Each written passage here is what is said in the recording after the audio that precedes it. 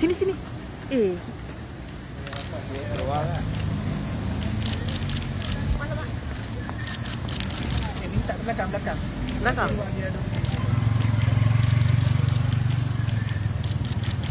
Okey, minta belakang bagi ruang untuk jalan raya. Jangan malu lalu lintas. Minta belakang. Belakang. Minta untuk belakang. Jarak, jaga jarak.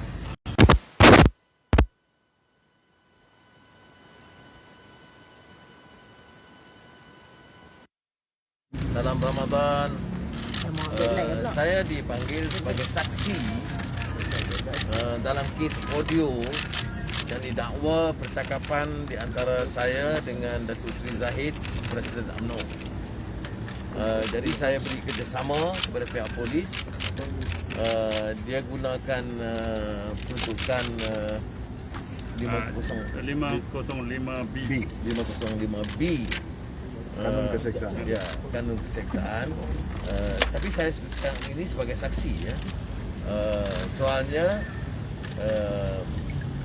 saya tak tahu kes rasuah mana, kes ugutan mana, kes jenayah mana. Jadi tapi saya bagi kerjasama. Dan saya beritahu kalau ada pendakwaan saya akan beri keterangan lengkap. Tapi saya tanya juga dalam keterangan saya kepada polis, saya bangkitkan beberapa perkara.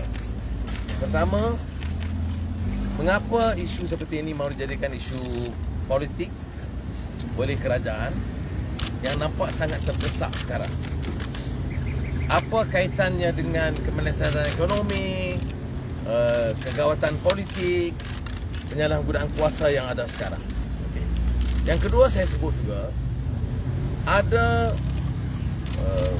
penyebaran meluas dalam media sosial mengenai audio rakaman yang didakwa oleh Tan Sri Mahiuddin, Perdana Menteri, mengenai scheme of things. Itu saya percaya sebagian besar sudah dengar, dia melibatkan ugutan, rasuah, kalau orang sokong, orang ni dia lantik JLC dan sebagainya. Jadi saya tanya, ada siasatankah? Dan setakat yang saya tahu, belum ada siasatan. Jadi dia ada selalu dua darjat ya. Darjat pemimpin dan orang bawah. Dalam hukuman, dalam pendakwaan, dalam penyiasatan. Dan terkini ada penyebaran audio yang didakwa suara Datuk Seri Hamzah Zainuddin mengenai mengatur orang kita sebagai pegawai-pegawai kanan dan tertinggi polis. Jadi saya nak tanya sekali lagi, apakah ada siasatan dalam kes yang seperti ini yang jauh lebih serius kerana melanggar beberapa peraturan dan melanggar jaminan beliau tidak campur tangan dalam urusan ini. Nah, ini saja penjelasan saya. Saya minta Saudara Menaya tegangkan dari segi aspek perundangan kalau perlu sikit dulu. Ya, ini adalah satu siasatan seperti yang telah pun dikatakan oleh Datuk Seri tadi, di mana Datuk Seri diambil statement hari ini sebagai saksi. Itu penting untuk ditekankan, dan kerjasama telah pun diberi tadi, dan mengikut apa yang dikatakan, siasatan ini adalah hanya di bawah Seksyen 505B saja, bukan di bawah mana-mana akta lain. Dan itu as far as we are concerned, seperti yang telah pun dikatakan tadi, tiada apa-apa unsur jenayah dalam keadaan ini. Kami telah pun memberi kerjasama dan akan terus memberi kerjasama. Tapi seperti yang dikatakan oleh Datuk Seri tadi, ada juga kes-kes serupa yang lain yang perlu juga disiasat. Dan kami berharap yang ini akan diambil tindakan.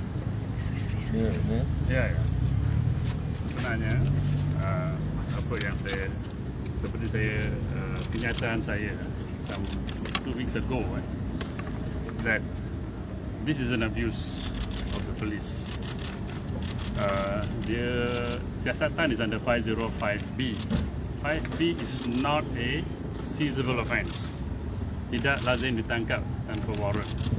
So therefore, to menggunakan kuasa polis di bawah, untuk mengambil statement di bawah 112 adalah memang salah di sisi undang-undang, and therefore it is an abuse.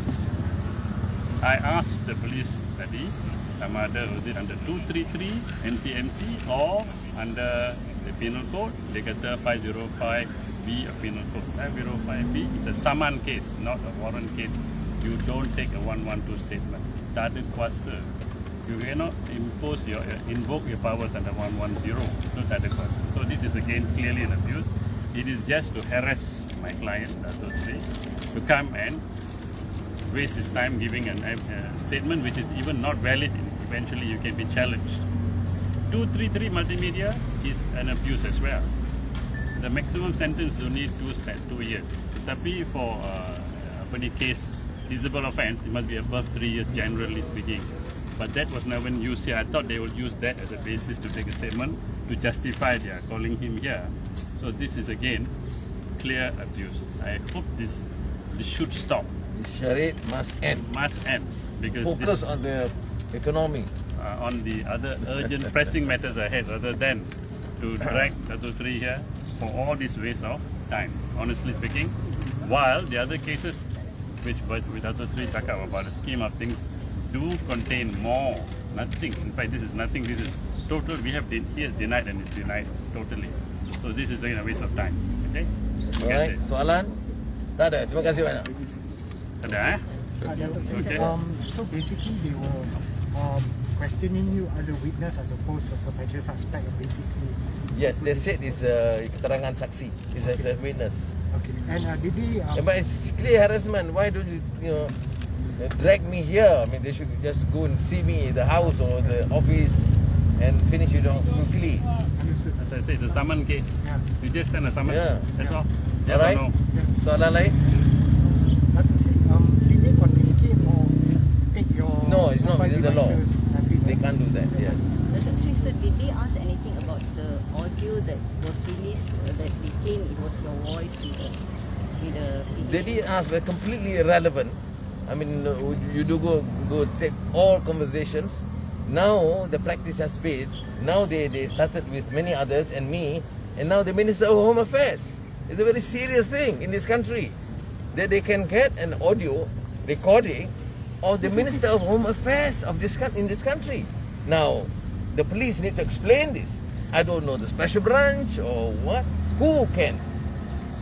I think clearly under 234 there is a provision that one cannot record somebody's telephone conversation. Kenapa tak ambil tindakan under 234 against whoever that are taking recording people's conversation? No, but here more serious. Bagaimana negara, rakyat nak yakin dengan sistem dalam negara ini. Dulu ada rakaman mantan Perdana Menteri dan isteri. Itu direkam. Sekarang ada rakaman Menteri Dalam Negeri direkam. Jadi siapa yang boleh anggap selamat dalam negara ini mesti dijawab oleh pihak polis. Dan saya juga menyarankan polis harus tumpu kegiatan membantras jenayah dan kita sokong langkah-langkah itu. Jolo dan kena cari, Niki kena cari. Janganlah sibuk dalam hal-hal yang tidak ada kaitan langsung dan jadi perkakas politik. Dia boleh nafi. Ini bukan perkakas politik, tapi lazim dan rakyat tahu. Okey? Dato' Sri akan dipanggil lagi ke untuk beri keterangan? Setakat ini Ini last lah. Tidak diberitahu lah. Any idea if Dato' Sri Zahid would be calling for questioning also? We don't know. Right? right, I know. We don't. Otherwise another conversation. Okey. Alright, okay, terima kasih Dato' Sri. Thank you, Dato' Sri. Dewi.